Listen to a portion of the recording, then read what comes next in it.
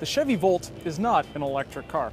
Actually, it's better than one in many ways because its gas engine means you don't have to buy a second car or a train ticket to go more than 80 miles. But apparently GM still thinks a full electric vehicle is a good idea, and a cheaper one at that, because here in LA they're introducing one, the Spark EV.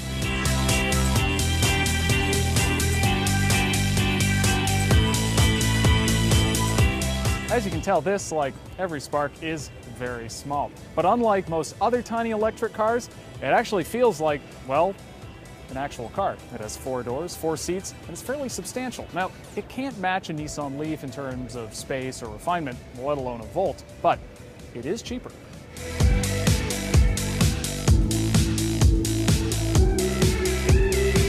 How cheap? Well, Chevy says about $25,000 after federal tax rebates. Now, that is a hefty price of entry compared to a regular Spark, but you have to remember that the long-term cost to own of an EV is likely going to be lower than that of a gas alternative.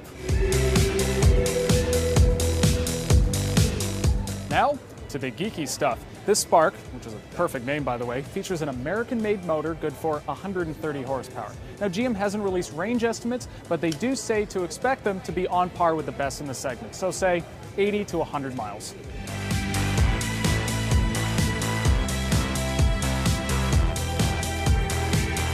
When it comes time to recharge it, a 240-volt outlet will refill the battery from empty in about 7 hours. But if you get the optional DC fast charge unit, it'll get it back to 80% in 20 minutes.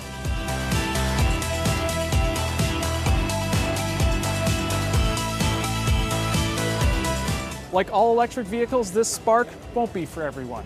But compared to the other EVs in its price range, it certainly seems like a more viable choice.